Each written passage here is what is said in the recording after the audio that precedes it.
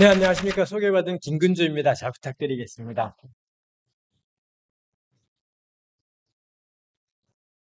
우리 느헤미야 느교협 수련회 첫날 저녁 설교를 저보고 하라고 말씀하셨고, 그리고 뭘 할 거냐, 한참 뒤에 물어보셨는데, 그 당시에 제가 관심사가 이 출애굽기 32장의 금송아지 본문이었고요. 그래서는, 이걸 계속 생각하다 보니 이거 하겠다라고 했고, 그러고 보니 너무 후회가 됐습니다. 금송아지 본문은 이렇게 모여서 다루기에는 너무 무겁고 음침하고 그렇습니다. 그리고 이 주니어 랩소디도 있다는데 그분들도 겁나 심란하셨고 도대체 아이들에게 이 금송아지 본문으로 무엇을 싶은 생각이 있어서 굉장히 후회되고 이 말씀을 제가 준비하면서도 겁나 후회되었습니다. 너무 무거워, 너무 음침해, 너무 어두워 뭐 이 마음이 있어서 우울했습니다. 모쪼록 제가 오늘 말씀을 나누면서 제가 느꼈던 우울함들을 모두 함께 나눌 수 있으면 좋겠습니다. 본문은 출애굽기 32장 1절부터 6절에 있는 말씀입니다. 우리 수련회 팜플렛에는 세 번역으로 되어 있습니다. 저는 지금 개역 개정판 성경을 가지고 있기 때문에 조금 번거롭지만 저는 개역으로 읽을 테니 우리 함께 하신 분들은 팜플렛에 있는 세 번역으로 읽으시면 좋겠습니다. 제가 한 절, 여러분이 한 절, 번갈아 개역과 세 번역으로 제가 1절, 그 다음에 2절을 세 번역으로 그렇게 부탁드립니다. 제가 1절 읽겠습니다. 백성이 모세가 산에서 내려오미 더딤을 보고 모여 백성이 아론에게 이르러 말하되 일어나라 우리를 위하여 우리를 인도할 신을 만들라. 이 모세 곧 우리를 애굽 땅에서 인도하여 낸 사람은 어찌 되었는지 알지 못함이니라.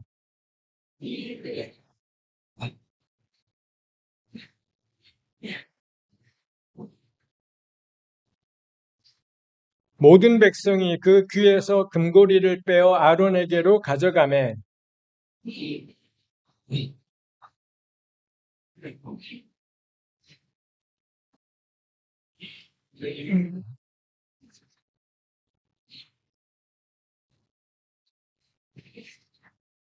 아론이 보고 그 앞에 제단을 쌓고 이에 아론이 공포하여 이르되 내일은 여호와의 절일이니라 하니.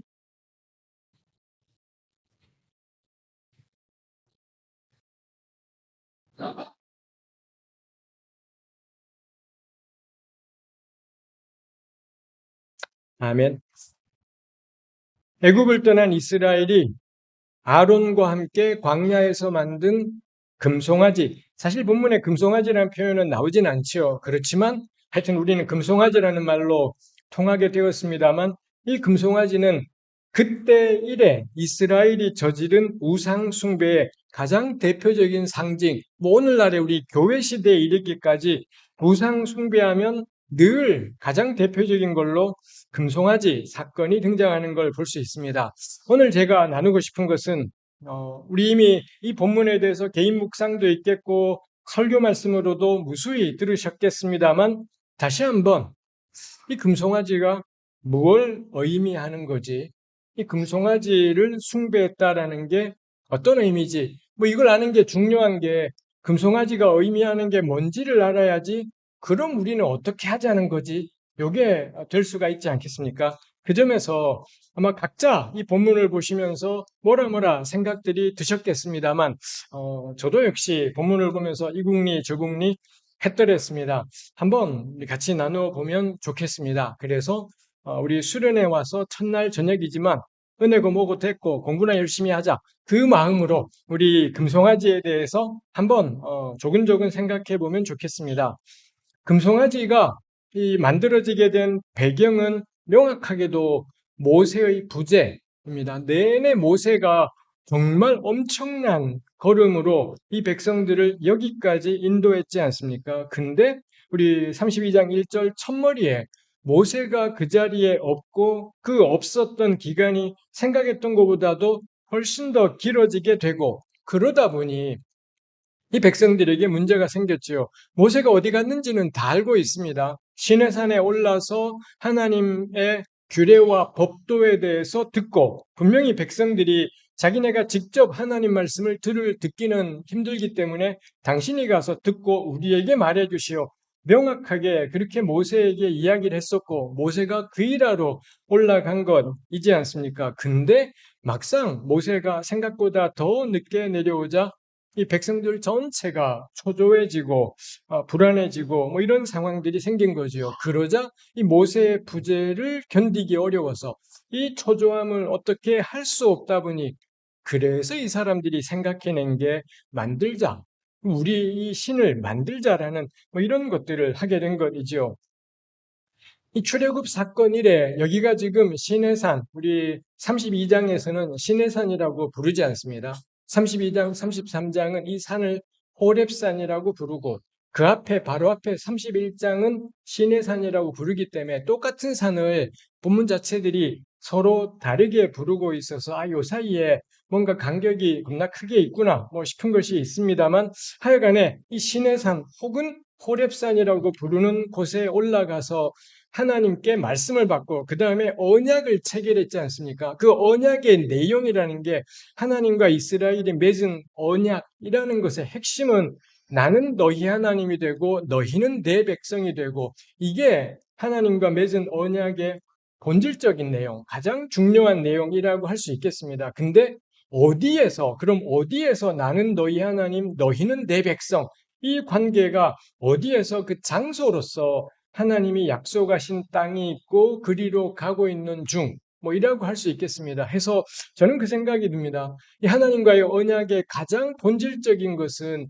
장소였다라기보다는 장소가 문제라면 지금 이 사람들은 이런 쓸데없는 짓 하면 안 되는 겁니다. 그냥 가능하면 신속하게 이 광야는 아무것도 없는 곳이잖아요. 아무것도 없는 곳이기 때문에 여기서의 지체하는 시간을 만들 것이 아니라 가능한 한 최단거리 주파 이렇게 해서는 일단은 약속의 땅에 들어가서 어쩌고 저쩌고 뭐 이래야 되지 않습니까? 근데 우리가 가진 오경, 이 창출, 레민, 신, 이 5권의 책은 가나안 땅, 창세기에 가나안 땅에 살지만 자기 땅이 아니에요. 남의 땅에 들어가서 나그네로 내내 떠돌기 출레민신 가나안 땅에 한 걸음도 들어가지 못한 채 가나안 땅 직전까지가 이 하나님과 그 백성의 언약, 규례, 법도 온통 그런 내용들이 출애굽기 1장부터 마지막 신명기 34장까지 온통 그러하더라라는 겁니다. 이거 자체가 말해주는 것이 뭔가요? 땅은 중요하지 않구나라는 겁니다. 젖과 꿀이 흐르는 땅 어쩌고저쩌고 하지만 사실은 땅 자체가 중요한 것이 아니라 정말로 그 땅에 가면 막 젖과 꿀이 그때는 좋았을 수도 있겠지요. 그렇지만 우리 제가 종종 그런 이야기 나누지만 진짜 젖과 꿀은 땅이 아니라 사실은 하나님이었죠. 여호와 하나님이야말로 이 백성의 젖과 꿀일 겁니다. 그래서 언약의 본질은 나는 너희 하나님, 너희는 내 백성. 이건 가나안 땅에서건 광야에서건 어디에서건 관철될 수 있는 그런 내용이지 않겠습니까? 이 설교의 첫머리입니다만 저는 짚고 갈 만하다 싶습니다. 뭐로 가도 서울만 가면 되는 게 아니라 그래서 그 서울이라는 거, 뭐로 가도 서울만 가면 된다는 그 우리말 속담에 있는 서울이 의미하는 게 이 사람들에게는 가나안 땅일 수도 있겠습니다. 뭐로 가도 서울만 가면 되는 것이 아니라 지금 하나님의 백성이 되어서 우리가 하나님의 백성이고 하나님은 우리 하나님이 되어서 걸어가는 길이라면 거기가 서울인 겁니다.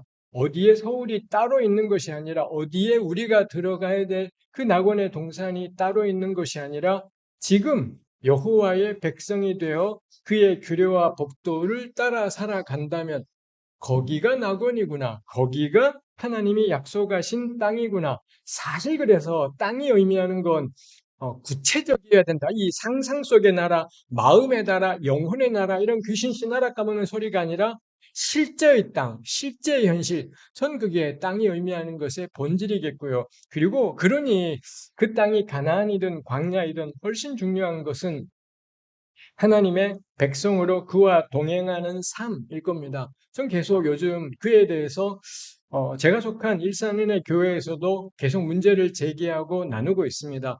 천국 소망 가지고 살아가는 게 맞는 거냐 도대체. 지금 이 시간 말고 지금 여기 말고 뭘 바라며 자꾸 살겠다라는 건데 왜 지금 이 땅 말고 죽은 다음에 세상이 그게 왜, 그게 소망으로 살아간다라는 게 무슨 의미인 거지? 지금 여기 말고 다른 어떤 공간을 소망하며 살아간다라는 게 그게 과연 타당한 것이냐? 저 그렇게 믿어요. 저 죽으면 천국 갈 거다라고 개인적인 확신이 있습니다. 그리고 그 죽음 이후에 이루어질 새하늘과 새 땅은 제가 정말 상상할 수 없는, 우리 누구도 누려보지 못했기 때문에 상상할 수 없는 정말 엄청난 일들이 있을 거라고 믿습니다. 이건 제가 속하게 된 종교가 기독교이고 성경이 그렇게 가르치기 때문에 저는 어릴 적부터 그게 형성이 되어 있어서 그냥 너무 당연한 것으로 받아들이고 있는 사실입니다. 이건 제가 고민하는 것도 아니고 국리에서 깨달은 것도 아니고 교회가 저에게 가르친 대로 제가 받아들이고 의문을 품지 않고 그냥 받은 것입니다. 그렇지만 제 스스로 생각할 때 저는 지금 시간 말고 죽음 이후의 시간을 소망하며 살지는 않겠다라는 마음이 저에게는 있습니다.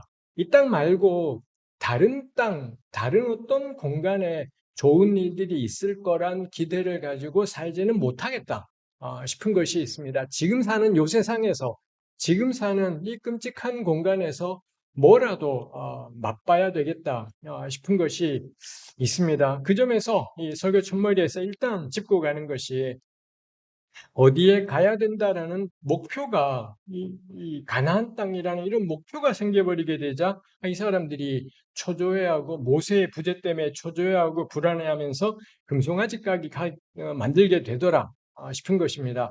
이거 저는 생각해 볼 만하다 싶어요. 본격적으로 본문 자체가 이 백성들이 아론에게 몰려와서 요청했던 게 개역 개정의 번역으로는 우리를 위하여 우리를 인도할 신을 만들라. 개역은 그렇게 표현했습니다. 요 말을 엄밀하게 옮기면 우리를 위하여는 있겠습니다만 우리를 인도한다를 히브리 말로는 우리 앞에서 걸어갈, 우리가 이렇게 걸어간다면 제일 앞에서 우리보다 먼저, 우리보다 앞서 걸어가는 그 하나님을 만들라라는 것이지요. 우리 앞에서 걸어가시는 하나님. 요 표현, 우리 개역은 이것을 우리를 인도할이라고 해버리는 바람에 우리 앞에서 걸어간다가 안 나타나게 되어버렸습니다만, 출애굽기, 민수기, 신명기 요 세 권의 책에 우리 앞에서 하나님께서 이스라엘 앞에서 걸어가셨다. 이 표현이 꽤 여러 번 나오는 것을 볼 수가 있습니다. 제가 말하고 싶은 것이 발견하게 되는 것이 이 우리 앞에서 걸어가는 하나님, 우리를 인도하신 이거 굉장히 성경적인 표현이구나. 이 사람들이 정확하게 이야기를 하고 있구나 하는 거죠. 개역이 세번역도 마찬가지입니다만 여기 다 신이라고 그렇게 번역을 했습니다만 히브리말 엘로힘이기 때문에 하나님이라고 하는 게 저는 나을 거다 싶어요. 특히 우리를 인도할 신, 직역하면 우리 앞서 걸어가는 하나님. 요거 출애굽기, 민수기, 신명기에 여러 번 나오는 표현이라는 점에서도 여기 신은 딴 신이 아니라 그 하나님, 이 사람들이 정통 신앙 고백을 하고 있더라이지요. 그리고 이 사람들이 이 백성들이 바쳤던 금고리를 가지고 만든 게 송아지이지 않습니까? 그 송아지를 만든 다음에 4절에 이스라엘아 이는 너희를 애굽 땅에서 인도하여 낸 너희의 신이라 이렇게 표현하는 것이 있습니다. 여기에도 역시 너희를 이스라엘을 애굽 땅에서 인도하여 내신 하나님. 여기도 역시 개역은 신이라고 했고 세번역도 마찬가지입니다만 요 표현 너희를 애굽 땅에서 인도해 내신 하나님 이 표현 역시 출애굽기를 비롯해서 여기저기에서 레위기에도 나오고 이 오경을 넘어서 사사기, 사무엘, 열왕기, 시편에 이르기까지 그야말로 구약 사방에 등장하는 표현이 너희 이스라엘을 애굽 땅에서 인도하여 낸 하나님, 우리의 하나님 혹은 뭐 너희의 하나님 이런 표현들을 성경에 굉장히 많이 나오는 표현이더라는 겁니다. 그리고 세 번째, 첫 번째가 1절에 우리를 인도할 하나님, 4절에 너희를 애굽 땅에서 인도해낸 너희 하나님, 5절에 내일은 여호와의 절일. 세 번역은 주님의 이렇게 바꾸었습니다만 여호와의 절일 요 세 가지나 근거가 있는 걸 볼 때 이 백성들은 지금 이런 표현들을 통해 누구 이야기를 하는 거냐? 여호와 하나님 이야기를 하고 있구나라는 것입니다. 이 사람들이 지금 송아지를 만들어서 그물을 부어서 송아지를 만들어내었습니다만 이 사람들은 송아지 섬기는 사람들이 아닙니다. 송아지에게 뭔가 힘이 있다고 생각하는 것이 아니라 여호와 하나님을 섬기고 있더라이죠. 해서 이 유명한 금송아지 숭배 사건은 엄밀하게 말하면 우상 숭배가 아닌 것이겠습니다. 여기서 우상이라는 게 하나님 아닌 다른 신의 형상, 뭐 그런 점에서의 우상일 수는 없겠다이죠. 지금 이 사람들은 이방신을 섬기자는 것도 아니고 뭐 그 동네 다른 신을 섬기자라는 것이 전혀 아니더라. 이지요. 우리 10계명이 지금 우리 출애굽기 32장 하지만 요 앞부분에 20장에 10계명이 있지 않습니까? 10계명 가운데 첫 번째가 너는 나 외에 다른 신을 너에게 있게 하지 말라. 요거야말로 이방신 섬기지 말라. 여호와 말고 딴 신 섬기지 말라일 겁니다. 반면에 두 번째 계명 위로 하늘에나 아래로 땅 아래 물에 있는 어떤 것의 형상이든지 나에게 있게 하지 말라. 요게 사실 이 32장에서 벌어진 사건에 뭐 연관된다면 연관된다 싶어요. 요것도 애매해요. 10계명의 두 번째 계명이 하나님 아닌 다른 신의 형상을 만드는 걸 문제로 하는 거라고 볼 여지도 있겠습니다만 하여튼 저는 본문과 연관해서 뭐 10계명의 두 번째 계명이 하나님을 섬기기는 섬기는데 근데 그 하나님을 위로 하늘에 아래로 땅 아래 물에 있는 것의 형상으로 우리 하나님을 만들어서 거기다 절하지 마라.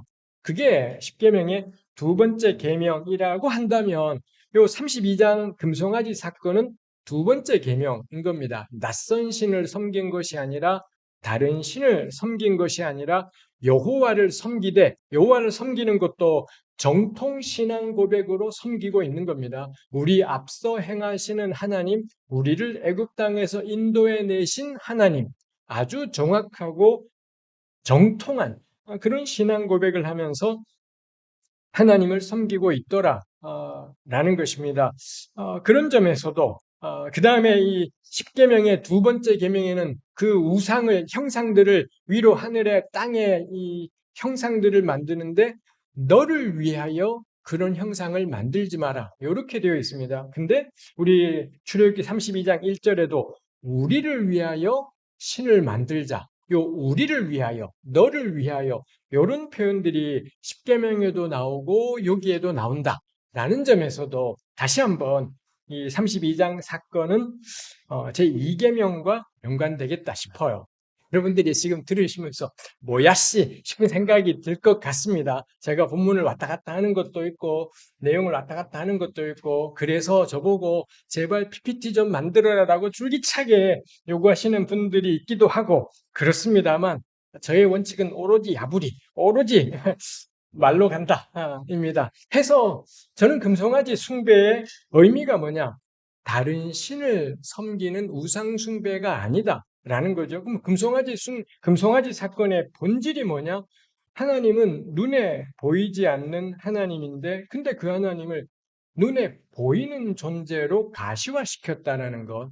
하나님은 보이지 않는 분인데 보이는 존재로 가시화시키는 겁니다. 그래서는 1절에도 나오지만 그래서 그런 신을 만들어 버리는 거죠. 이 사람들은 가야 될 목표가 있어요. 광야에서 살아서 될 일이 아니라 가나안 땅이라는 가야 될 목표가 있고 그 목표를 향해 달려가야 돼. 근데 그 달려가는 와중에 뭐 다른 신을 섬기거나 혹은 하나님 같은 거 필요 없어. 우리 힘으로 할 거야. 절대 그렇지 않습니다. 겁나 종교적이고요. 그리고 그 자기들을 여기까지 인도하신 여호와 하나님이 없으면 안 되겠다라고 엄청난 종교심을 이 사람들이 가지고 있더라는 겁니다. 종교를 포기할 수 없고 여호와도 포기할 수 없고 근데 목표 지점까지는 반드시 가야 되겠고 그럼 어떻게 하느냐? 하나님을 만들자. 그 여호와 하나님, 우리를 여기까지 인도하셨던 그 여호와 하나님을 가시화시키자. 그래서 그 하나님이 우리 앞에서 걸어가게 하자라고 이야기하고 있는 것이지요. 당장 이런 걸 생각을 한. 근데 이런 사건이 생기게 된 게 모세가 한동안 안 보이면서 이렇게 되었다라는 점에서 이 사람들한테는 사실 모세도 가시화된 하나님인 셈인 겁니다. 그나마 모세가 있을 때는 그래도 가던 거지만 그 모세가 안 보이자 만들자 라고 되어 있는 것이 있죠. 뭐 이게 이스라엘 백성들 가운데서 일어나는 일일 것 같습니다. 그래서는 우리 앞에서 우리를 인도할 신을 만들자. 이제 이 사람들에게 하나님은 가시화시켜서 자기들의 목표를 위해 통제할 수 있는 그런 하나님이겠다라는 거죠. 아까 얼핏 언급했습니다만 1절에 우리를 위하여라는 표현이 있습니다. 이 표현 우리 보신 적 있을까요? 32장에 우리를 위하여란 표현이 굉장히 많이 나옵니다. 23절에도 그런 표현이 있고 8절에도 있고 31절에도 있고 요 32장에 4번이나 이 백성들이 송아지를 만든 것은 그들을 위해서 혹은 자기를 위해서 혹은 우리를 위해 요런 때문에 만들었다라는 표현들이 있고요. 아까 말씀드렸지만 십계명 본문에도 자기를 위하여 형상을 이런 자기를 위하여라는 표현이 나와 있더라라는 것입니다.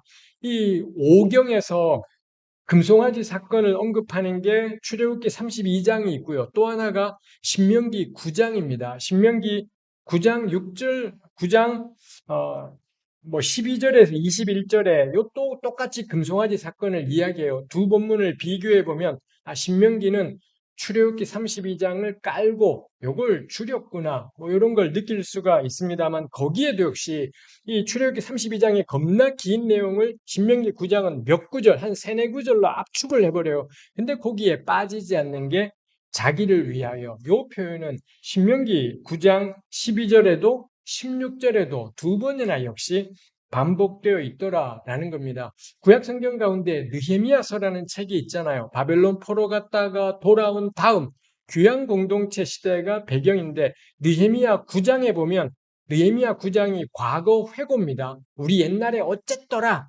우리 옛날에 뭘 잘못했더라. 이런 걸 회고하는 건데 거기도 역시 요 금송아지 사건을 회고하면서 거기에도 그들을 위하여 송아지를 만들었다. 요 그들을 위하여란 표현이 빠지지 않고 있더라는 거지요. 해서 그들을 위하여, 자기를 위하여, 우리를 위하여, 너희를 위하여, 그를 위하여 요 표현이 저는 금송아지 사건의 또 하나의 중요한 지점이겠다라는 거죠. 첫 번째 금송아지 사건의 본질이 뭐냐? 보이지 않는 하나님을 가시화시킨 거다.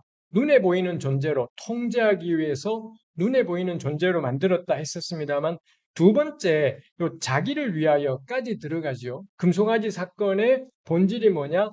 자기를 위하여 통제할 수 있는 하나님.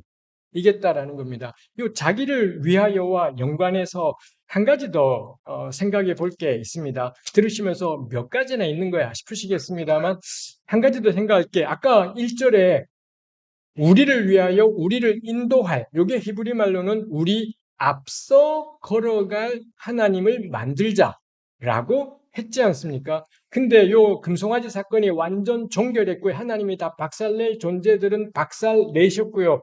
그리고는 어떻게 되느냐? 우리 34절에 보면 출애굽기 32장 34절에 개역 성경은 이렇게 되어 있습니다. 이 사건 다 종료된 거고요. 이제 그 다음에 길 가야 되지 않겠습니까? 34절에 이제 가서 내가 너에게 말한 곳으로 백성을 인도하라. 내 사자가 내 앞서 가리라. 그러나 내가 보응할 날에는 그들의 죄를 보응하리라. 여기 이제 다시 일상으로 돌아가야 되는 것이니 모세, 너가 백성들을 인도해라. 나의 사자가 너의 앞서, 너희 앞에서 걸어가리라. 이 백성들 앞에서 걸어가리라 표현이 1절에 있었는데 34절에도 있더라라는 겁니다. 똑같은데 차이가 뭔가요? 1절에는 우리 앞에서 걸어갈 하나님을 만들자. 요거 하나님이 박살을 내버리셨습니다. 그리고는 이제 34절에 가서 이제 다시 출발. 내가 나의 사자를 보내어 너희들 앞에서 걸어가게 하리라. 달라진 게 뭐가 달라졌나요? 백성들의 요구는 하나님이 우리 앞에서 걸어가시는 것, 이걸 기대하는 거고요. 근데 하나님이 사건 다 끝낸 다음에 다시 일상으로 복귀할 때는 하나님의 사자가 너희 앞에서 걸어가리라 라는 것입니다. 요거 그래서 우리가 겁나 세밀한 일이겠습니다만 출애굽기, 민수기, 신명기를 보면 어떤 부분, 요 출애굽기 32장이랑 아까 이야기했지 않습니까? 출애굽기에도 이 산을 시내산이라고 부르는 본문이 있고요. 호렙산이라고 부르는 본문이 있습니다. 희한하게도 호렙산이라고 부르는 본문들에서는 절대로 하나님이 백성 앞에서 걸어가지 않습니다. 항상 하나님은 하나님의 사자를 보내어 백성 앞에서 걸어가게 해요. 이게 호렙산이라고 부르는 본문들의 특징입니다. 이 본문들은 그래서 하나님이 친히 등장해서 막 백성들하고 대화하고 이끌고 이거 아니라고 생각을 해요. 그래서 하나님과의 대화는 누가 하느냐? 모세가 하는 거고요. 백성들은 누가 이끄는 거냐? 하나님이 친히 등장해서 이끄는 것이 아니라 하나님이 보낸 사자가 그 앞을 이게 모세일 수도 있겠고 혹은 다른 어떤 것일 수도 있겠습니다만 그렇게 생각합니다. 근데 레위기 같은 책이 있지 않습니까? 그 다음에 민수기의 어떤 부분들이 있어요. 거기서는 하나님이 백성 앞에서 걸어가시는데 거기서는 하나님이 그럼 친히 등장하시느냐? 그렇지 않아요. 불기둥과 구름 기둥인 겁니다. 불기둥과 구름 기둥으로 내가 너희 앞에서 그래서 뭐 따지자면 출애민신을 보면 하나님이 친히 백성 앞에서 걸어가시겠다. 이게 한두 군데가 있고요. 한 네 군데, 다섯 군데는 하나님이 그 사자를 보내어 사자가 백성 앞에서 걸어가리라가 있고 그 다음에 어떤 본문들은 돌기둥과 구름 기둥이 너희 앞에서 걸어가리라. 이런 부분들이 있더라는 겁니다. 이게 겁나 까다로운 내용들이지만 말하는 게 뭔가요? 하나님과 백성 사이가 어, 처음의 자료는 그냥 하나님이 사람을 팍팍 만나버리는 이런 것이라면 뒤로 갈수록 하나님은 친히 사람들을 만나지 않습니다. 마지막에 가면 불기둥, 구름기둥 이런 걸로 되는 거고 가운데쯤이 하나님이 사자를 보내시는 것이라고 할 수 있겠습니다. 이게 객관적인 본문에 나타나 있는 정보인 거고요. 요거를 보고서는 그 다음에 제가 이제 궁리를 하는 겁니다. 이렇게 백성들은 우리 앞에서 걸어갈 하나님을 만들자. 이렇게 시작했던 일인데 하나님이 개박살을 내셨고요. 마지막엔 어떻게 하느냐? 내가 나의 사자를 너희 앞에서 걸어가게 하겠다 해서 이 금송아지 숭배 사건의 본질적인 측면에 들어가는 게 자기를 위하여가 있다라는 거고요. 그 다음에 또 하나가 하나님께 대한 겁나 직접적인 체험에 대한 갈망입니다. 하나님을 직접 만나고 친히 만나고 대면에서 만나고 눈앞에서 보는 것처럼 만나고 이런 갈망들이 이스라엘 가운데 끊임없이 있더라라는 거죠. 사실 우리 출애민신 내용 얼핏 기억나는 것이 있지 않습니까? 이 백성들이 끊임없이 불평하는 게 하나님이 우리 가운데 계신가 아니 계신가요? 만나도 경험하고 메추라기도 경험하고 반석에서 물이 나오고 온갖 것을 다 경험하는데도 이 백성들의 줄기찬 이 고통은 뭔가요? 하나님이 우리 안에 계신가 아니 계신가? 이런 것들이 다 뭔가요? 하나님께 대한 더 직접적인 체험, 더 강렬한 체험, 더 격렬한 체험, 이겠더라라는 거고요. 전 그게 자기를 위하여 하고 결합되겠다 싶은 것입니다. 제가 뭐 자주 저에 대한 이야기들을 나눈 적이 있습니다만 제가 살았던 신앙의 배경은 겁나 체험적인 신앙이고요. 제가 두 번째로 회심 비슷하게 하고 속했던 교회 역시 엄청나게 성령의 역사라는 것이 강하던 곳이었다라고 저는 생각을 합니다. 그래서 제가 농담처럼 늘 나누지만 저 옛날에 진짜 기도 많이 했었는데 기도하러 가서 막 성령의 역사가 났다. 제 주위에 다 터지고 나만 멀쩡하고 제 주위에 막 다 방언하고 나만 맨소리고 막 이랬던 적이 몇 번 있고 이게 제가 하나님께 겁나 서운한 걸로 남아있는 건지도 모르겠다 싶기도 하고 그렇습니다만 전 한국 개신교 교회에 지금 필요한 게 영적 체험이냐? 동의되지 않습니다. 지금 우리한테 필요한 게 엄청난 그런 하나님의 역사냐? 아무 갈망이 저 안에 제가 그쪽 바닥 사람이다 보니 여전히 저 오늘 찬양이 참 너무 좋았습니다만 찬양할 때마다 제 안에 이 선을 넘을락 말락 하는 것들이 있습니다. 이 선을 조금만 넘어가면은 어떤 어떤 경지가 될 것만 같은, 제가 찬양을 참 좋아하다 보니 전 정말 이성적으로는 손을 절대 안 들고 싶고요. 근데 부르다 보면 아까도 겁나 일어나고 싶었었고요. 손을 들고 싶었더랬지만 하여튼 제가 그 선을 넘지 않으려고 의지적으로 그러는 것이 있기도 합니다만 뭐 하여튼 의지적으로 지각으로는 그런 마음이 있습니다. 지금 우리한테 필요한 건 성령 체험 같지 않다. 저는 생각을 해요. 그 직접적인 체험, 하나님이 친히 우리 앞서 걸어가시기를 우리가 늘 갈망하고 소원하지만 누구를 위한 거냐, 그게.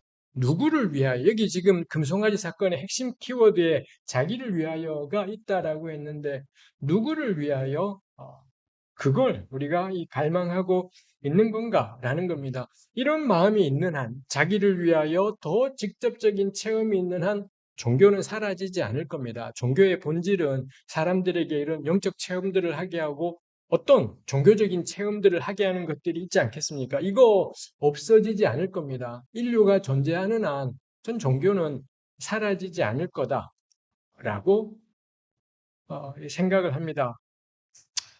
적어도 지금 32장의 사건이 저는 돌아보게 되는 것이 있습니다. 이 사람들이 이렇게 정통한 신앙 고백들, 우리 앞서 행하시는 하나님 혹은 애굽에서 우리를 인도하여 내신 하나님, 엄청 정통한 신앙을 가졌고 여호와 하나님을 갈망하지 않습니까? 다 죽어요.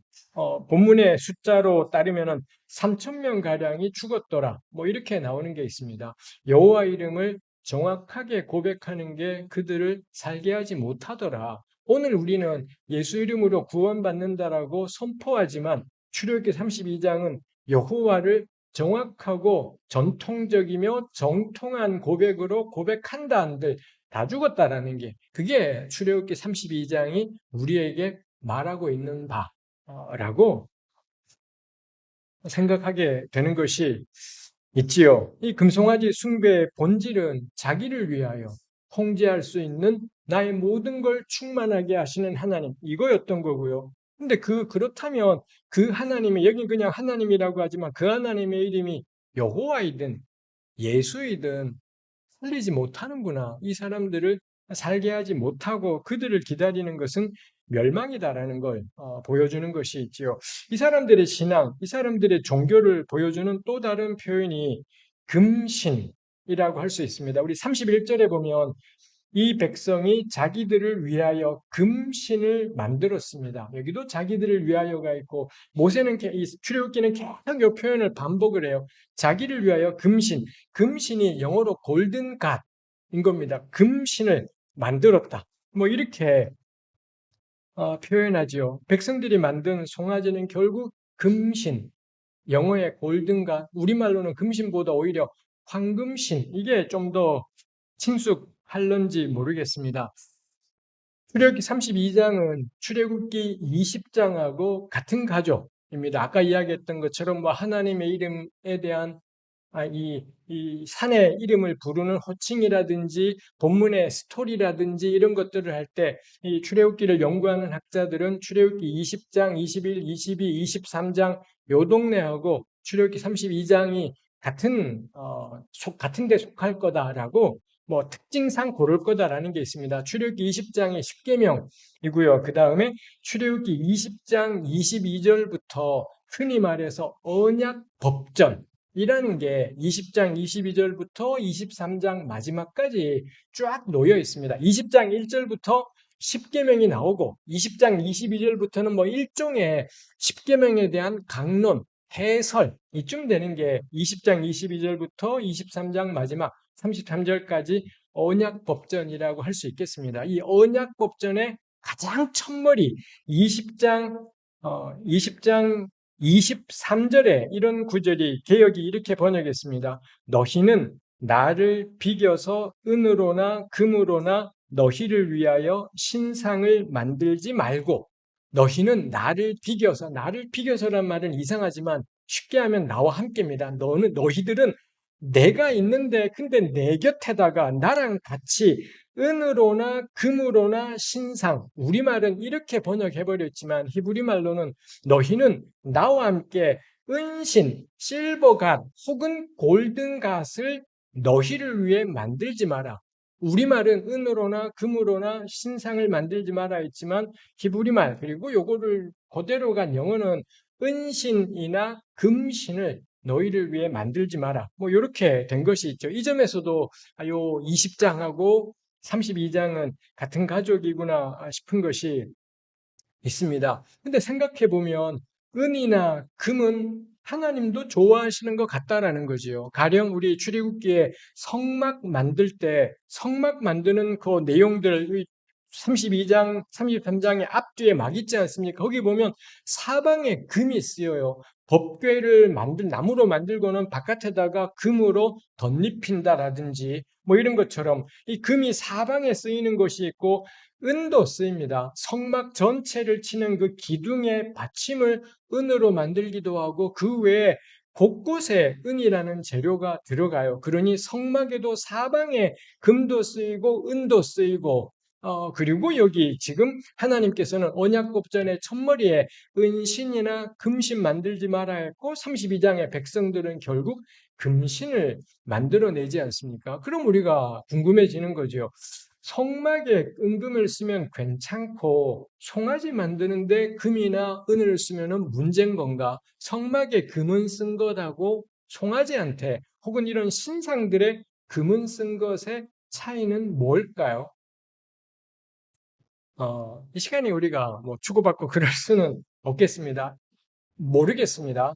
성경에는 이유가 나와 있지 않습니다. 성막에 금은은 왜 써도 되고, 금이나 은으로 신을 만드는 거 왜 안 되고에 대해 명료한 설명이 본문에는, 성경에는 나와 있지 않기 때문에 요 다음부터는 묵상의 몫인 겁니다. 각자 생각하면서 왜 그럴까인 거고요. 저는 그렇게 저도 이제 이걸 보면서 왜 안 되지? 하나님 건 되고 남의 건 안 되고 뭐 이렇게 생각이 막 전개될 수가 있고 그러지 않겠습니까? 왜 그러는 걸까라고 했을 때 저에게 다가왔던 건 어쨌거나 성막에서 금과 은이 활용된 것들은 전부 물건들입니다. 물건들, 법궤라든지 뭐 제단이라든지 성막 기둥이라든지 심지어 제사장의 옷의 어떤 부분이라든지인 거지요. 그래 그 반면에 송아지 같은 경우는 신 자체인 겁니다. 하나님 자체를 이 송아지로 표현해 버렸더라라는 거지요.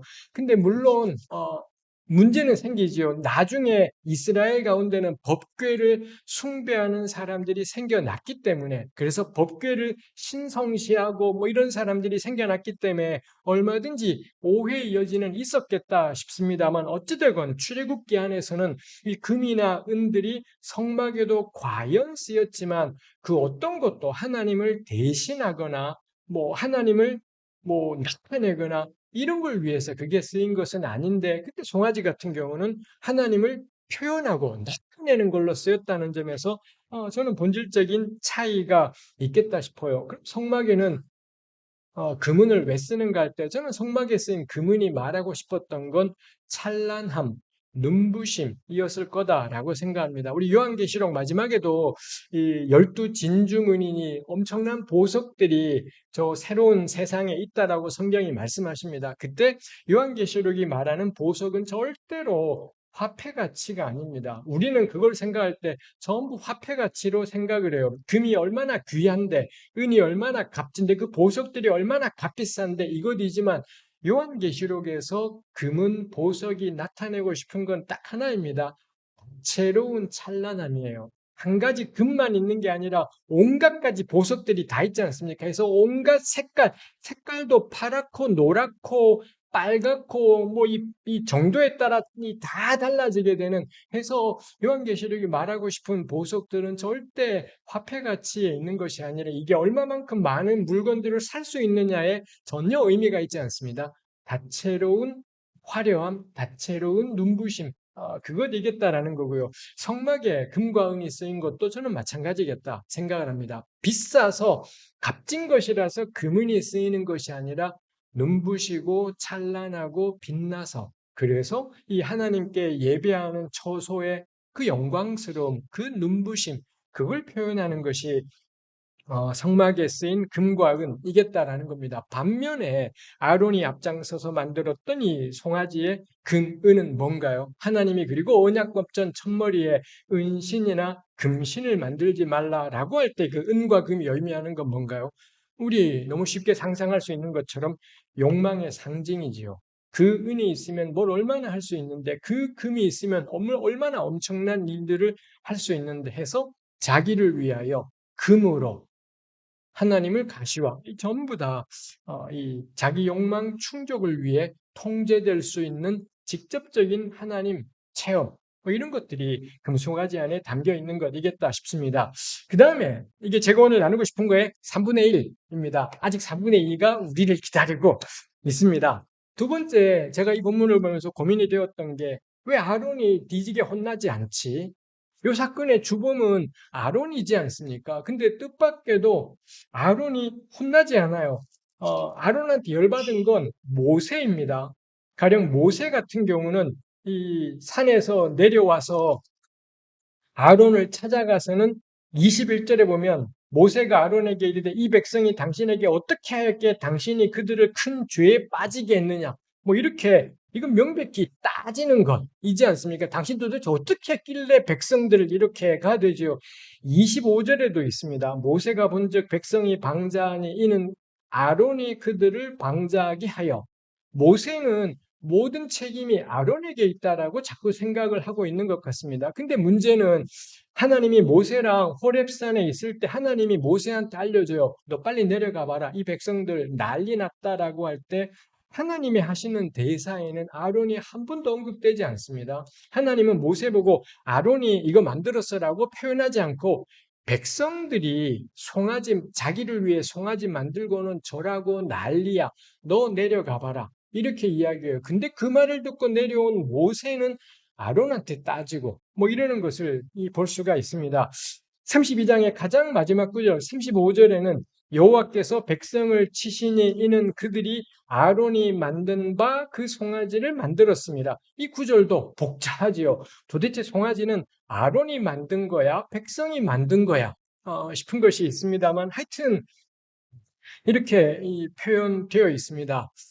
여기 32장에 아론은 처벌받지 않아요. 요때 아까 말했잖아요. 3,000명이 죽었다고 했지 않습니까? 근데 정작 32장에는 아론에게는 하나님이 아무것도 모세는 따져요. 모세는 아론을 공격을 해요. 공격하고 따지지만 하나님은 아론에게 한마디도 뭐라 하시는 것이 없고 아무런 벌도 받지 않고 그냥 넘어가고 있더라 라는 것입니다. 결국 32장만 가지고 생각하면 금송아지 사건의 주체는 누구냐?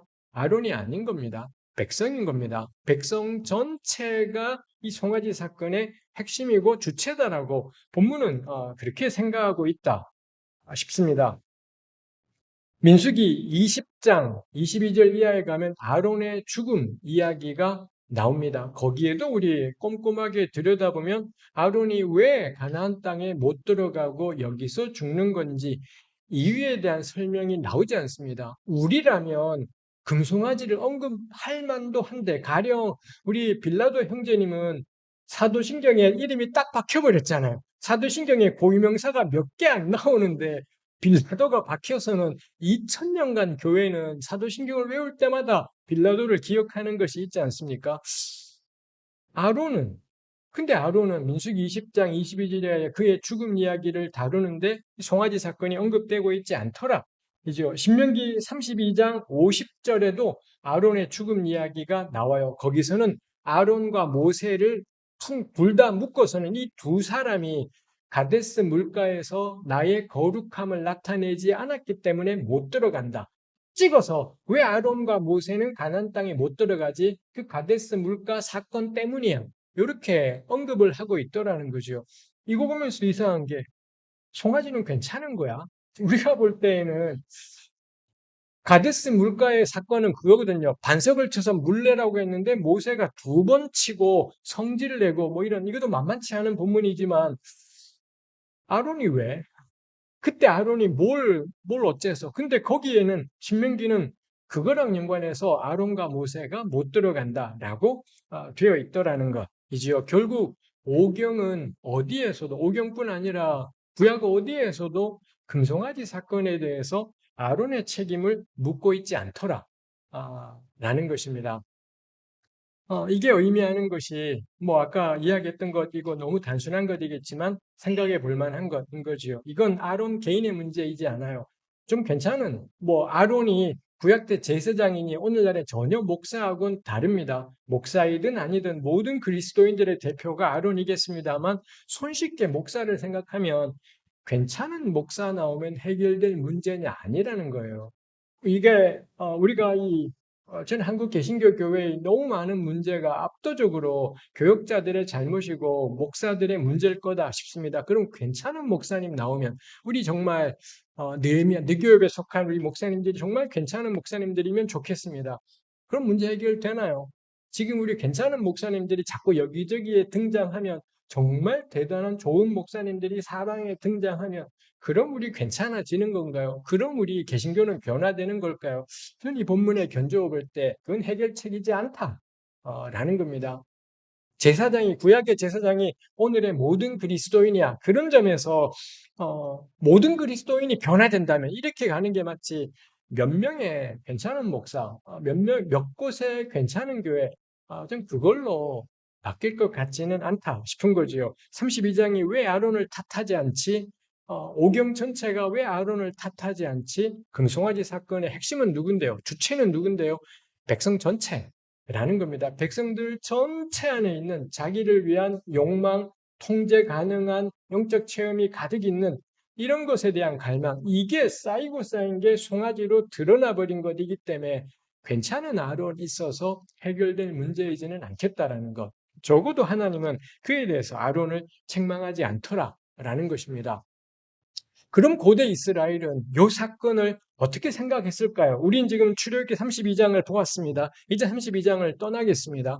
구약 성경 전체에서 신약으로는 가지 않습니다. 저는 신약을 모르기 때문에 신약으로는 그리고 신약은 너무 짧아서 뭘 찾고 자식할 것도 없기 때문에 그냥 구약만 생각하도록 하겠습니다. 구약 성경 전체에서 이 금송아지 사건은 어떻게 고대 이스라엘 사람들이 해석하고 생각했을까요?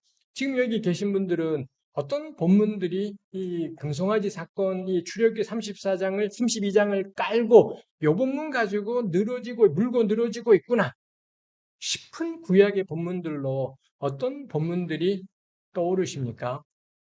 첫 번째가 열왕기상 12장입니다. 북왕국을 개창했던 임금 여로보암이 북왕국에 두 명 있다 보니 여로보암 1세라고 하는 왕인 거지요. 여로보암 1세가 북왕국을 남왕국을 유다로부터 떼내서 독립국가로 만들었지 않습니까? 그러고는 백성들이 자꾸 예배 때문에 여호와 경배 때문에 자꾸 예루살렘 가는 것 이거 안 되겠다 해서 이 백성들을 이 북왕국에 묶어두기 위해서 남왕국 유다로 다윗 계열로 넘어가지 않게 하려고 그래서 여로보암 1세가 찾아낸 것이 북왕국에도 여호와를 예배하는 장소가 있어야 되겠구나 해서 남쪽으로는 베델, 북쪽으로는 단 두 군데다가 산당을 만들지요. 뭐 요즘식으로 하면 혹은 뭐 일반적인 말로는 일종의 성전이겠습니다만 하여간에 단과 베델의 산당을 만들고 그 다음에 여기에 여호와께서 계시다. 요걸 하기 위해서 금송아지를 만들어요. 금송아지를 만들어서 베델에다가도 두고 단에다가 두었더라가 나오지요. 이거 열왕기서는 두고 여로보암이 우상 숭배했다고 두고 씹는 것이 있습니다. 다시 한번 우리 열왕기상 12장 28절에 개역성경이 그렇게 번역을 했습니다. 여로보암이 그 베델과 단에 금송아지를 안치한 다음에 표현하기를 이는 너희를 애굽 땅에서 인도하여 올린 너희의 신들이라. 이는 너희를 애굽 땅에서 인도하여 올린 너희의 신들이라. 여기 쓰인 표현은 거의 한 단어 빼고는 정확하게 출애굽기 32장 4절에 나와 있는 표현이기도 해요. 개역 성경은 거기를 신들이라고 했고요. 32장엔 세번역도 32장에 신이라고 했어요. 그래서 세번역이랑 개역은 은연중에 이 번역자들은 그런 뜻이 있는 겁니다. 이들이 만든 금송아지는 여호와가 아니다. 이건 다른 신, 우상이다라고 자꾸 번역자들은 생각을 하는 겁니다. 그래서는 하나님이라고 안 옮기고 자꾸 세번역도 개역도 출애굽기 32장에 신이라고 옮기고 열왕기상 12장에서는 여로보암이 안치한 금송아지를 신들이라고까지 번역을 해요. 무당해요. 요 두 개의 본문은 전부 다 여호와 경배인 겁니다. 여호와를 경배하되 다만 그 여호와를 금송아지로 표현한 것 이겠죠. 요거 열왕기상에서 이렇게 그런 점에서 열왕기상 12장 28절이 출애굽기 32장 4절하고 거의 똑같다라는 점에서 열왕기 기자는 의도적으로 출애굽기 32장을 인용하는 거죠. 가지고 와서는 지금 여로보암이 만든 게 뭐냐? 그거네. 딱 그때 그 사람들이 광야에서 만든 그거네. 라고 고발하고 싶은 것. 이겠습니다. 해서 여로보암의 죄악 역시 다른 신을 섬긴 우상 숭배가 아니라 정통적인 신앙 고백을 통해 여호와를 부르게 하는 것인 겁니다. 다만 의도가 뭐냐? 백성들을 자기 수중에 붙잡아 두는 겁니다. 이 백성들이 남왕국으로 넘어가지 않게 하려고 이 북왕국 백성들을 자기 수중에 지키기 위해 달리 표현하면 권력을 유지하고 보존하기 위해 금송아지의 등장 이렇게 할 수 있겠지요. 여로보암이 그 외에도 종교개혁 조치를 꽤 많이 해요. 아까 말씀드린 것처럼 성소를 일단 2개 만들잖아요. 남쪽의 베델, 북쪽의 단에서 사람들이 훨씬 더 성전에 찾아가기 쉽게 만들어버립니다. 그전에는 예루살렘만 있었다면 이제는 2군데 만들어져서 굳이 먼 데까지 올 필요 없이 가까운 데 갈 수 있도록 이 여호와를 예배하는 것이 삶의 일상에 더 가까워지게 만든 조치라고 할 수가 있지요. 그뿐 아니라 제사장들 역시 이 산당에서 봉사하는 제사장들도 레위인들만으로 하는 것이 아니라 일반 백성 누구나 만인 제사장을 만들어 버린 겁니다. 누구든 간에 원하면 성전에 와서 베델과단 성소에 와서 제사장 노릇을 제사장 역할을 할 수 있어 해서 루터니 칼빈이 이야기했던 만인 제사장 몇 천 년 전에 이미 여로보암이 단행을 해버린 셈이더라라는 것입니다. 일종의 민주화를 만들어버린 거죠. 제사 장소를 2군데로 확장한 것, 그 다음에 누구나 제사장이 될 수 있게 한 걸 통해 그야말로 누구나, 종교가 누구나에게 더 가깝도록, 일상에 더 가깝도록 만들었던 것이라고 할 수 있겠지요. 겉으로 드러난 모습은 그런 모습이겠습니다만, 본질은, 이 열왕기상의 저자가 일부러 출애굽기 32장을 활용하면서 말하고 싶은 것이지요. 종교개혁 조치를 대대적으로 단행하지만 본질은 뭐냐? 누구라도 더 욕망을 종교를 통해 더 쉽게 표현할 수 있게 자기 욕망을 자기를 위한 종교를 더 쉽고 간편하게 일상 속에서 누구나 표현할 수 있게 이게 여로보암이 해냈던 절차라고 할 수 있겠지요. 그리고 또 하나 이 여로보암은 명확하게 이 여호와 신앙을 왕권의 복속을 시켜버렸습니다. 이제는 왕이 누구든 마음껏 제사장을 임명하고 너 원해? 너 원해? 그러면 해. 왕권에 완벽하게 제사장을 부속시켜버렸다라고 할 수 있지요. 우리 아모스서 7장에 보면 베델 제사장 아마시아라는 사람이 있습니다. 이 아마시아라는 사람은 늘 민정을 시찰하면서 누군가가 왕실에 대해 부당한 생각을 하고 있다. 그럼 즉각 왕에게 일러 바치는 이런 일들. 그렇게 민정을 시찰하다가 아모스가 외치는 말을 듣고는 단번에 아모스 찾아가서는 뭐라 말하면서 아모스를 추방하려고 하는 이런 일들을 하는 거죠. 이 아모스 7장은 열왕기상 12장하고 결부되면서 이 제사장 혹은 종교라는 것이 여호와 신앙이라는 것이 완벽하게 권력 아래 묶였구나. 권력의 보조적인 수단이 되었구나. 이게 여로보암에게서 볼 수 있는 모습이지요. 출애굽기 32장 사건이 이 본문이 후대 이스라엘에게 어떻게 활용되고 있는가를 보고 있는 겁니다. 그 첫 번째가 열왕기상 12장에 굉장히 민주화시켰고 일반인 누구나 접근할 수 있는 문턱을 확 낮춰버리는 조치들을 단행했지만 그 본질에 있는 건 뭐냐? 누구나 하나님께 가까이 가는 것이 아니라 누구나 욕망을 기독교로 표현할 수 있게 하기, 누구나 예수를 자기 욕망으로 표현할 수 있게 하기, 이 조치를 한 셈이 되었던 거고요. 그리고 그 종교는 철저하게 왕권의 구속된 종교, 왕권을 위해 봉사하는 종교이지요. 이 금송아지가 출애굽기 32장의 금송아지가 사용되고 있는 두 번째는 호세아서입니다. 호세아서에 보면은 이 베델에 대해서 그리고 베델의 송아지에 대해서 꽤 많은 표현들이 호세아서에 나오는 것을 볼 수 있고요. 특히 호세아 8장 4절, 13장 2절에 가면 자기를 위하여 송아지를 만들었다. 그 전형적인 32장의 표현이 호세아서에 나와 있는 것을 볼 수가 있습니다. 그래서 호세아는 계속 베델을 언급하면서 이 베델의 송아지에 대해서 격렬하게 규탄하고 있는 것을 볼 수 있지요. 흥미롭게도 호세아가 활동하던 시대 북왕국의 왕의 이름이 여로보암이지요. 두 번째 여로보암, 첫 번째 여로보암보다는 한 200년 지난 다음이겠습니다만, 그래서 역사 속에선 여로보암 2세라고 불리는 왕인데, 하여튼 같은 이름인 셈인 거죠. 여로보암 시대 때 베델 송아지를 격렬하게 규탄하는 그런 내용을 우리 호세아서에서 여러 군데 볼 수 있습니다. 시간상 제가 호세아의 더 세부적인 내용은 다루지 않겠습니다. 세 번째, 이 베델과 송아지를 다루고 있는 것은 저는 아모스서라고 생각합니다. 아모스 역시 북왕국 여로보암 2세 시대에 활동하던 예언자이고요.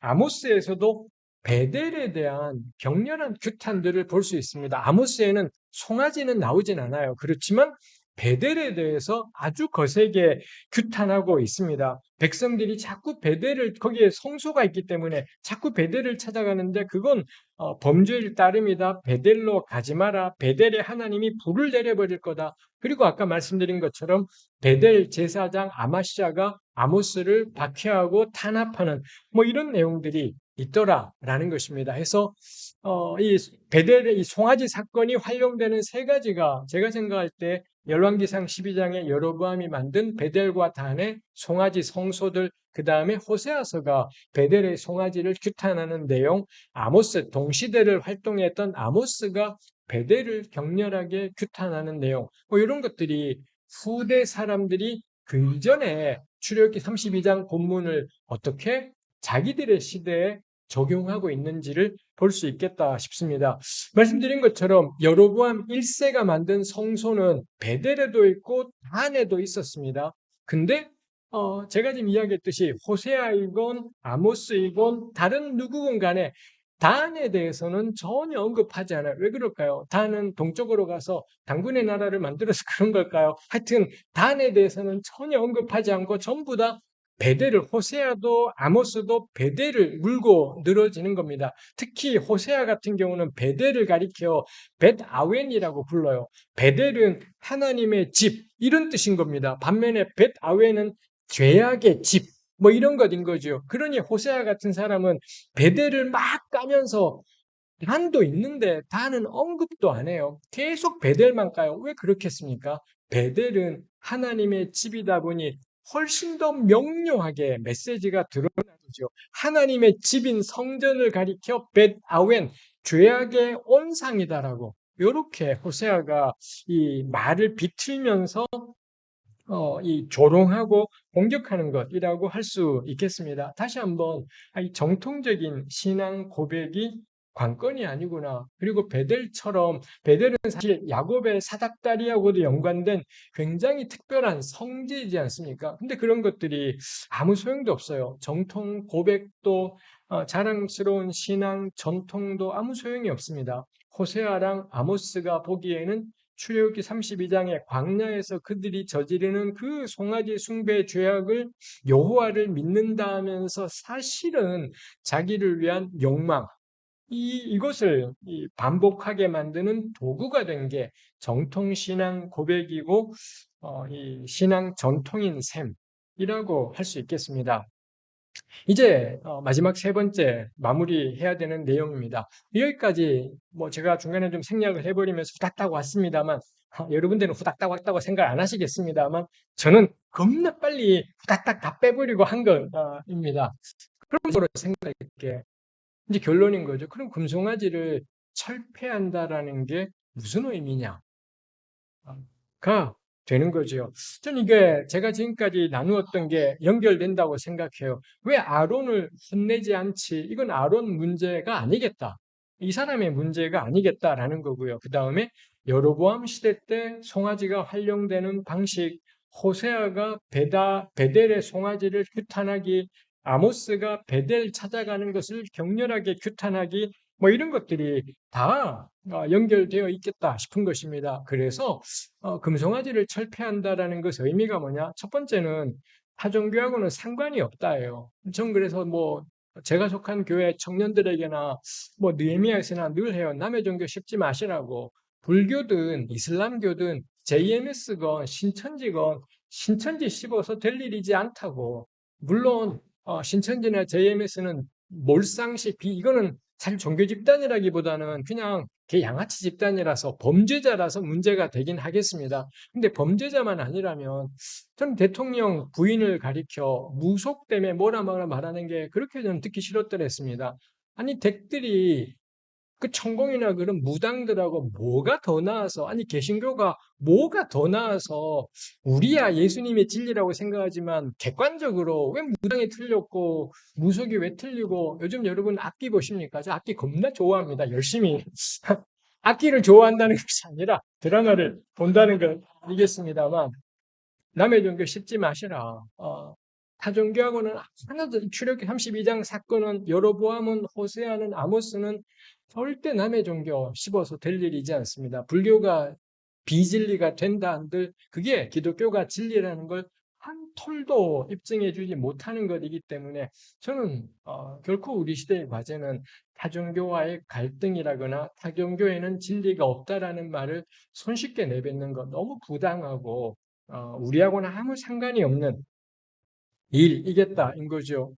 핵심은 금송아지 숭배가 자기를 위하여 가시화된 욕망, 요게 인 겁니다. 그 점에서 자기를 위하여 가시화된 욕망의 종교, 기독교나 불교나 이슬람이나 하나도 차이 없어요. 불교도 사방에 이 불교 신도들의 욕망을 자극해내는 것에 있어서는 이 부처님의 제자들이나 예수님의 제자들이나 누가 더 세련되게 표현하냐의 차이만 있는 것이지 절이나 교회에서 벌어지는 일들이 저는 도대체 아무런 차이도 모르겠다 싶은 것이 있습니다. 그렇게 생각할 때 저는 어느 종교냐가 관건이지는 않겠다 싶어요. 전 예수 믿어요. 예수 믿고 예수님의 제자로 살고 싶습니다. 딴 데도 길이 있다고 말하고 싶은 것이 아니라 관건은 본질은 껍데기가 뭐냐 하고는 상관이 없겠다 싶은 것이지요. 그러면은 금송아지를 없애버린다라는 것의 의미가 뭐냐 할 때 호세아랑 아모스의 또 다른 공통점은 이 두 분들 뿐이겠습니까? 구약 예언자들의 공통 메시지가 여호와께 돌아와라, 주님께 돌아와라. 모든 예언자들이 다 외쳤던 말이고 특히 호세아에도 아모스에도 여호와께로 돌아가는 것만이 살 길이다. 뭐 이런 말씀들이 나오는 것을 볼 수 있습니다. 그럼 그 다음에 하나님께로 돌아간다는 게 무슨 의미예요?가 있지 않겠습니까? 우리 호세아서 읽어보신 적 있잖아요. 호세아가 얼마나 강조하는 메시지들이 있는지. 가령 호세아 6장 6절에 나는 인애를 원하고 제사를 원하지 아니하며 번제보다 하나님 아는 것을 원하노라. 이런 구절이 있지요. 호세아 10장 12절에는 너희가 자기를 위하여 공의를 심고 인애를 거두라. 이런 말씀도 있습니다. 이 말씀 흥미로운 게 너희가 자기를 위하여 공의를 심고 인애를 거두라. 자기를 위하여가 송아지 본문에서 아주 중요한 단어였었는데 호세아는 그 단어를 가지고 와요. 너희가 진짜 자기를 위하여 살 게 뭐냐? 하나님 섬겨요. 하나님께 경배해요 하며 송아지 만들고 있단 것이 아니라 너희가 자기를 위하여 공의를 심고 인애를 거두라. 이거야말로 진정한 이기적인 행동. 정말로 자신의 앞날만을 위한 행동이 뭐냐? 공의를 심고 그래서는 인애를 거두는 것. 이라는 거죠. 호세아 12장 6절. 그런즉 너의 하나님께로 돌아와서 인애와 정의를 지키며 항상 너의 하나님을 바랄지니라. 호세아가 줄기차게 촉구하는 것이죠. 아모스에 대해서는 아모스 역시 하나님을 찾는 것만이 살 길이다라고 하지요. 근데 아모스에게 하나님을 찾는다라는 것의 의미가 뭐냐? 베델, 하나님의 집인 베델에 가는 것이 아니라 선을 구하는 것이고 성문에서 정의를 구하는 것이다. 아까 우리 함께 마지막에 불렀던 그 찬양에 나와 있는 것 같은 뭐 아모스가 얼마나 정의와 공의를 강조하는지에 대해서 뭐 더 말할 것도 없겠다 싶습니다. 결국 금송아지를 숭배한다의 반대말은 여호와를 경배한다가 아니라 정의롭게 살아간다. 라는 것입니다.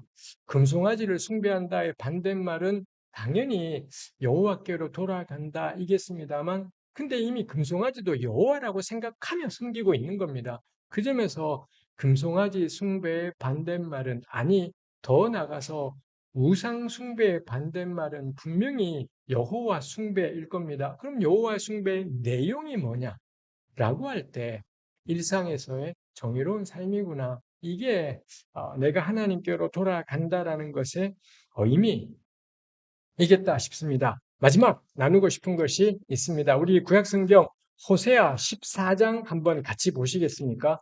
구약성경 호세아 14장 3절입니다. 호세아 14장 1절에 아까 말씀드린 것처럼 하나님께로 돌아와라 라는 게 있고요. 2절에 백성들이 돌아온다라는 거고요. 3절에 호세아 14장 3절에 이런 구절이 있습니다. 제가 읽어드리겠습니다. 우리가 아수르의 구원을 의지하지 아니하며 말을 타지 아니하며 다시는 우리의 손으로 만든 것을 향하여 너희는 우리의 신이라 하지 아니하오리니 이는 고아가 주로 말미암아 긍휼을 얻음이니이다 할지니라 가 있습니다. 여기 손으로 만든 걸 향해 우리의 여기 신이라고 했지만 하나님인 거죠. 손으로 만든 걸 향해 우리의 하나님이라 하지 않겠다. 명백히 이 표현은 출애굽기 32장을 깔고 있는 겁니다. 출애굽기 32장에 손으로 만든 송아지를 향해 너희의 하나님이라 이런 표현들을 썼었기 때문에 그 다음에 여로보암 왕도 베델과단에 송아지 만들고 너희의 하나님이라 했었었고 그래서 호세아 14장 3절은 그냥 일반적인 우상 숭배 안 하겠다라는 것이 아니라 출애굽기 32장의 사건 여로보암 1세가 만들었던 그 베델에 있던 송아지 이 모든 것들을 다 염두에 두고 있는 것 깔고 있는 것인 거지요. 해서는 그때처럼 그때 출애굽기에서처럼 그때 여로보암 1세 때처럼 다시는 우리가 송아지 같은 거 만들어서 거기에다가 하나님이라고 하지 않겠습니다. 라고 하는 거죠. 그리고는 이 표현이 아수르의 구원을 의지하지 않고 말을 타지 않고 뭐 이런 것이 나와 있지 않습니까? 그러니 결국 이 금송아지의 본질이 아수르라든지 말이라든지 뭐 이런 것들이 이 본질이겠다 싶은 거죠. 다시는 우리가 이런 것들을 가리켜 우리 신이라 하지 않겠다가 나와요. 그러면은 어떻게 살겠다는 건가가 있을 텐데 참 특이한 게 14장 3절의 마지막 구절입니다. 다시는 이런 것들을 향해 너희는 우리의 하나님이라 하지 않겠습니다. 하나님만 섬길래요. 뭐 이쯤 가야 되는데 마지막이 뭐냐? 이는 고아가 주로 말미암아 긍휼을 얻음이니이다. 이게 논리가 굉장히 특이하지 않습니까? 이게 어떻게 앞뒤가 맞는 말이지? 난 다시는 우상을 향해 이 아수르의 구원이니 아수르의 엄청난 병건이 어마어마한 세력이니 위세니 강력함이니 이딴 거에 대가리 숙이지 않겠어요. 그러고는 그 다음에 나와야 될 적절한 내용이 뭐가 있을까요? 근데 호세아 이 14장 3절 9절은 고아가 주로 말미암아 긍휼을 얻습니다. 가 여기에 나와 있더라는 거죠. 구약 성경에 고아 혹은 고아와 과부 혹은 고아와 과부의 나그네 요 집단의 특징이 세상 천지에 하나님 말고는 비빌 데라고는 없는 집단. 이게 고아, 과부, 나그네이지 않습니까? 이렇다고 해서 늘 고아, 과부, 나그네가 쟁점이진 않아요. 우리 신약 성경에는 고아, 과부, 나그네가 많이 나오나요? 야고보서의 진정한 경건은 환난 날에 고아와 과부를 돌아보는 것 한 구절이 있습니다. 뿐이에요. 요 한 구절 말고는 신약 성경 전체는 고아, 과부를 도움이 필요한 사회적인 집단으로 거의 언급하지 않습니다. 신약 성경은 다만 나그네에 대해서는 솔찬히 언급하는 것이 있습니다. 왜 이런 차이가 생겼겠어요? 시대적인 변화인 거죠. 구약 시대 때는 정말로 밑바닥이라서 하나님이 아니고는 비빌 때라고는 없는 그래서 국가가 하나님을 대신해서 지켜주지 않으면 삶이 벼랑인 사람들 그게 구약 때는 고아 과부 나그네예요. 신약 때도 주 1세기에도 그런가요? 그렇지 않더라. 라는 겁니다. 그러니 고아, 과부, 나그네는 상징입니다. 지금도 우리 고아, 과부 사역해요 라고 말하고 싶은 것이 아니라 고대 이스라엘에서는 고아, 과부, 나그네고 주 1세기에는 또 다른 사회적인 현실이 있는 거고요. 지금 21세기에는 또 다른 사회적인 현실이 있겠죠. 그래서 호세아 14장 3절은 금송아지 숭배의 반대말로 여기가 딱 제안하고 있는 게 오직 하나님께로부터 긍휼을 얻는 고아. 이게 호세아가 금송아지 숭배의 반대로 제시하고 있는 것이더라는 거죠. 해서 금송아지 숭배하지 않겠다라는 건 타종교를 거부하겠다이지 않습니다. 다른 모든 종교를 무당을 다 배제하고 하나님 한 분만 섬기겠어요? 이지 않습니다. 난 금송아지 때려치우고 살래요가 의미하는 게 뭔가요? 우리는 고아와 같은 하나님의 백성입니다. 하나님 말고는 도무지 비빌 데라고는 없어요. 온 세상 천지에 그 누구도 우리를 지켜주지 못하게 않기 때문에 하나님 말고는 우리가 달리 갈 데가 없어요. 제가 어렸을 때, 제가 20대 때, 30대 초에 교회 가면은 미친 듯이 밤에 교회 찾아와서는 미친 듯이 고래고래 고함 지르면서 통성기도 하시던 그 권사님들, 집사님들, 장로님은 본 적이 없어요. 하여튼 그 여권사님들, 여집사님들 밤마다 교회 와서 미친 듯이, 그리고 서대문구에, 불광동에, 냉천동에 조영기 목사님 순복음교회 하실 때 미친 듯이 거기 찾아가서 하나님 살려달라고 난리법석을 떨던 아주머니들. 저는 그 사람들, 그게 이 호세아 14장 3절에 나와 있는 이는 고아가 주로 말미암아 긍휼을 얻음이니이다 싶은 것입니다. 그 점에서 이제 끝입니다. 한국 개신교 교회는 회복되지 못할 거다라고 저는 생각을 합니다. 왜냐하면 우린 고아이지 않아요. 한국 사회에서 개신교는 절대 고아가 아니라요. 가장 우리 개신교에 속한 한 사람 한 사람, 우리 특히 느헤미야 교회 여기에 개뿔 아무도 모름, 느헤미야 교회가 백날 말하면 뭐 S랑하고는 아무 상관이 없다니까 해도 못 알아먹고 뭐 이러는 것이 있지 않습니까? 우린 뭐 누구도 알지 못하지만 우리와는 상관없이 우리가 속해 있는 한국 개신교는 절대 고아이지 않습니다. 저는 그러는 한은 은혜는 없다. 하나님 말고는 비빌 언덕이 없는 사람들, 그 사람들이 주께로부터 긍휼하심을 얻는다라고 했는데 우리가 고아가 아닌데 저는 하나님께로부터 임하는 은혜는 없을 것이다 싶은 것입니다. 그 점에서 어쩌면은 우리 느헤미야 교회 협의회가 그리고 기독연구원 느헤미야가 달려가야 될 길은 하나님 말고는 비빌 언덕이 없는 공동체가 되어가는 것. 그런 그리스도인으로 일상을 살아가게 되는 것. 그게 저는 우리가 나아가야 될 금송아지를 철폐하는, 금송아지를 혁파하는 신앙이겠다 싶습니다. 고아가 주로 말미암아 긍휼을 얻을 것입니다. 그런 주님의 긍휼을 우리 누교 모든 교우들이 누리고 경험하게 되었으면 좋겠습니다. 기도하겠습니다. 하나님 아버지, 이스라엘이 광야에서 모세가 부재하던 그 기간을 견디지 못하고 초조해하며 기어이 자기를 위하여 송아지를 만들고 말았고, 오늘 우리 역시 같은 어리석음 속에 있습니다. 여전히 우리가 정확한 신앙 고백으로 예수 그리스도를 고백하고 예수의 십자가와 속죄의 능력과 구원의 능력을 정확하고 또렷하게 표현하고 있지만 어쩌면 오늘 우리 역시 똑같이 송아지를 만들고 있는 것을 생각하게 됩니다. 하나님 고아를 긍휼히 여기시고 과부의 보호자가 되시고 나그네 동행이 되시는 하나님, 우리가 그 하나님 만나고 경험하며 그 하나님 앞에서 정의와 공의를 행하는 주의 백성들이 되게 하여 주옵소서. 예수님 이름으로 기도합니다. 아멘.